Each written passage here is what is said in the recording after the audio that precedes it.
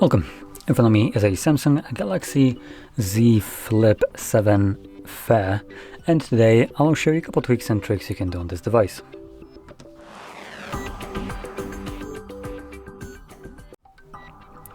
So, to get started, let's navigate into our settings. And we can begin by going into the display. So here we have a couple options like light and dark mode. You can choose whichever one you want, which is also something that shows up throughout the setup process, but we also have the option to set it up on a schedule, either sunset through sunrise or on a custom timer.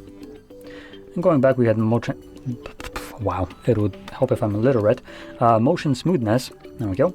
And we have two options, which now makes it a little bit simpler. So we have adaptive and standard. Standard is just a 60 frames, or up to, more precisely, while adaptive goes up to 120. So it gives you this nice smoothness, but when the display doesn't need to run at 120 frames, it lowers it down to, I believe it's 1. This is LTPO, so I think it's like 1 frame per second. And that obviously gets you better battery life. Same thing goes for the standard, though obviously with the standard you want to be going up to 120, you'll be capping up at 60. So again, even with that option, you're going to get better battery life compared to the adaptive. I like the smoothness over the battery life, so I'm going to stick with that one. Next, moving on, we have adaptive color tone. I want to first focus on this one and then move over to the screen mode. So this option, if you enable this, it removes options in the screen mode, which allows you to change the saturation and tint to it. And this is something similar to what Apple has with their, damn, I don't remember the name for it. Yeah, I'm trying to remember, I can't. But you probably will see what I mean when I enable it. So boom, it's enabled. And you can see that the display just became a little bit more warm compared to, it does gradually change. There we go. So you can see more like when I turn it off, it has a more of a snap back to blue color. So like if you pay attention specifically in like white areas, so it turns fully, like just gets this blue tint. Now what this option actually does is it uses the camera to see the lighting of the environment that it's right now in, the phone specifically. And if that environment gives off a light that is warmer, the tone of the display will change to match that light. But if, for instance, I were to turn off my warm light and just keep the more neutral one, it would then cater more towards like the bluish tone instead, as there's a lot of warm light coming from my right side. So it basically tries to match the environment, the white balance of that environment, to give you this kind of nice look where it just matches, for instance, like the table that is white. So now it doesn't do it perfectly. Oh, it is pretty okay, I would say. At least on the camera, it does look better. But turning that off, we can now move over to the screen mode, which we have vivid and natural. So we have two options. Now under vivid, you have the option to also change the white balance, which that option that I was just talking about before removes it from being available to. So just to showcase this, it's enabled. I can no longer adjust this. It's now being defined, the white balance is being defined by this option. So if I turn it off, I actually can set it myself. And natural, for some reason, just doesn't give you that option at all. Now, these two options are just differing in terms of how colorful they are. Though, to be completely honest, this is the first time I see Samsung having, well, no, these colors are still overdone. So they're just actually made the natural not be natural. So typically Samsung has very saturated colors, and before you could use natural, and this would give you a bit warmer colors and toned down, so they wouldn't be as vibrant. And personally, that's what I preferred, as vivid and natural, like red specifically, are very punchy. Too much for my liking. They are unrealistic. So I personally don't like it, and I would like to change it to natural. And like I said before, that was a color that would have been toned down primarily. But here it looks like they changed something, so it's not as impactful. You can see a little bit of an impact. So with Vivid, these become brighter in general. So red is more red and brighter. But all in all, this is a very subtle difference right now. And at the end of the day, it is primarily preference. Now under advanced options, we do have the option to just kind of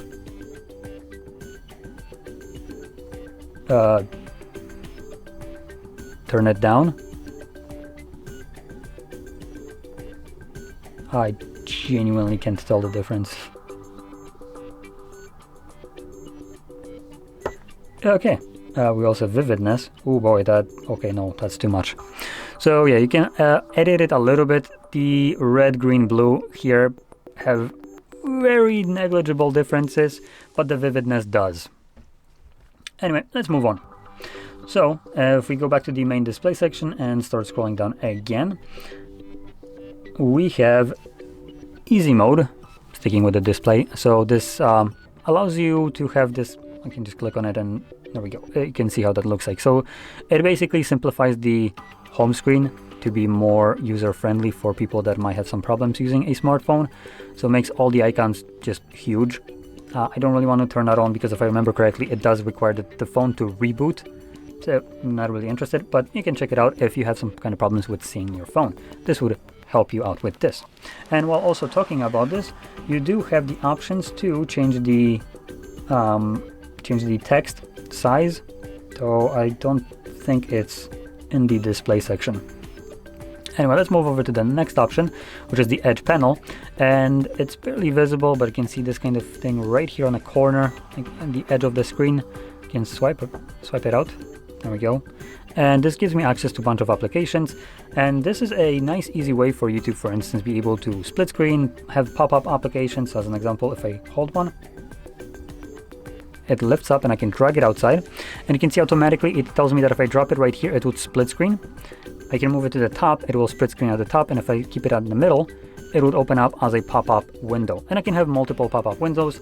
I can also minimize it into this app head, move it around, and access it whenever I want. And also from here I can still do the other things like split screening and so on. Now this is not the limitation to it. So if we go into the edge panel, we have panels as the first option. This allows us to add additional panels, which you could then just kind of like swipe to the side. So let's just add one, like let's do weather. And you can see now we have weather and applications. You can also customize this bar right here. What I personally like to do is to move it right where the volume buttons are. So you can see we have this little thing that we can grab and shift it over. And shift it right here. I'm going to keep it the size as it is, but you can shrink it or expand it so it's like shorter or longer. And I'm also going to change the transparency to high. And now when I go back, it just straight up disappears. So it's no longer visible, but because it's right where the volume buttons are, I always know where it is, so I can just always swipe here and get the panel. And furthermore, you can customize this panel. You can access all your applications from here. So it's easy for you to grab any application to split screen or to have a pop-up view at any time you need.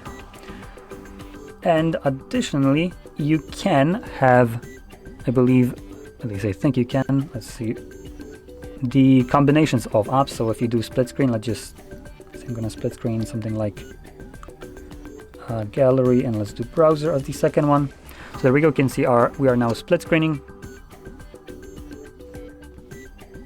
We can add it as a shortcut, so we can do something like home screen. And also, just to point that out, right now there is nothing here, but if I close this,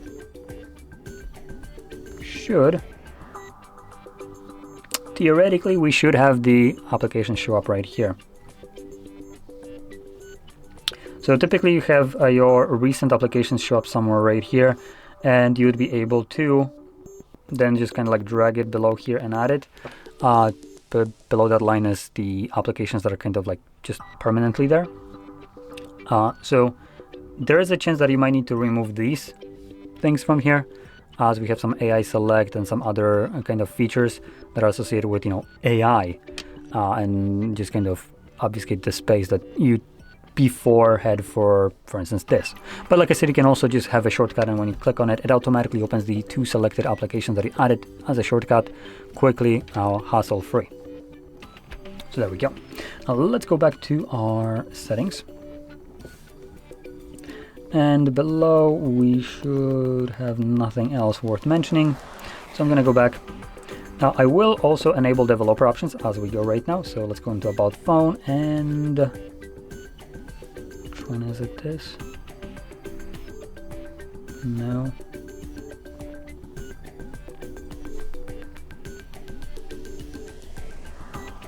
Nope, that's not what I want. Hello, can you oh, there we go. It's not Android. This? No, no. There we go. Build number. Actually, I was actually confused. I thought that I won't find build number on the Samsung. But anyway, so you want to look for build number, tap on that 7 times. It enables developer options. And now when we go back and move to the main settings page, we have developer options right here. And in here, we will find a bunch of different not applications, but changes you can do to the phone. Now, the one that I want to focus on is the animation speed. So we're just gonna swipe down, and we're looking for,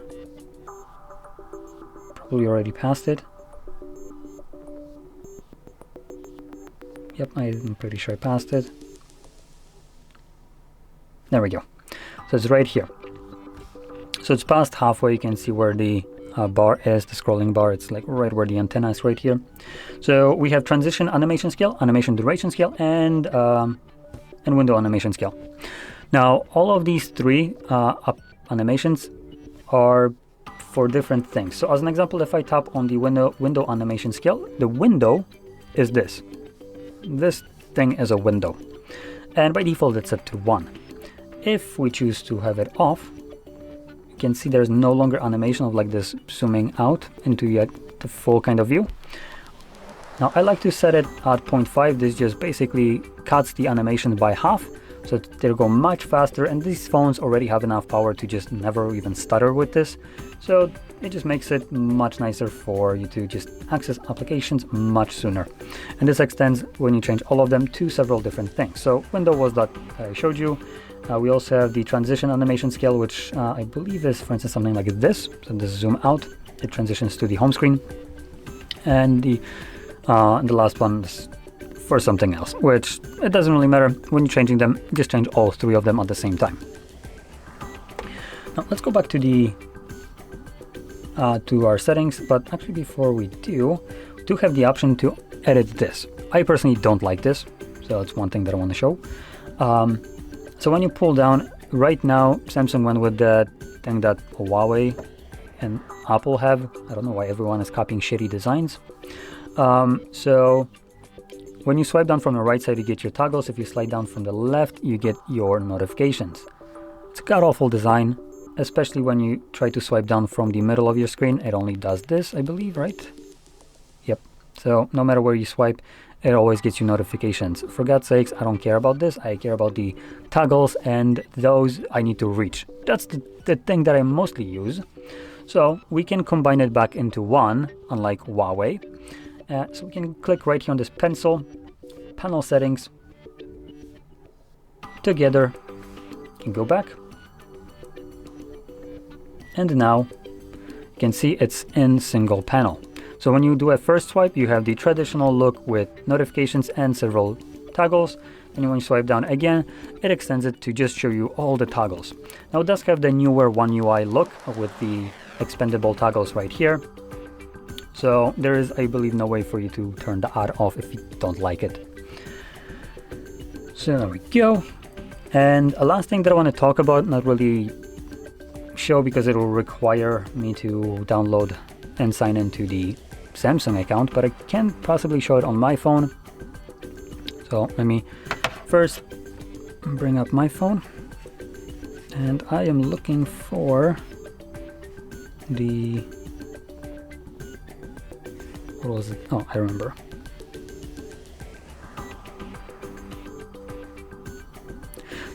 we have an application called Good Luck. Now what this app is number one, you can only find it in the Samsung store. So I do want to point that out, and you won't be able to download it from Play Store or any other devices either. So it's for Samsung, and that's what it's called. Once you get it, you have access to download additional modifications. So for instance, I use two. I use the Nav Start, and then I use the Quick Start. These two refer to two different things. The Nav one is your navigation bar. Samsung removed the option for you to hide it in the settings like you could previously, and I believe the reason for that is because they couldn't be bothered to fix this shit. And what it was happening, if you use a third-party launcher, I never recommend hiding it, even though you can, because when you hide your navigation bar and you have gestures instead of the buttons and you use third-party launcher, you might experience that sometimes when you try to swipe up, the phone is just completely ignoring you. Now, Samsung could fix that by just making the bar transparent instead of moving it below the screen, like they do, and that would fix the problem, but it's Samsung. We can't expect too much from a company that sells some of the most premium phones in terms of price tag. So, when you're doing this, I recommend just doing what I did when using a third-party launcher, making it as small as you possibly can in the settings there, and changing the transparency to the lowest one. This will mean that you still have less of a bar showing.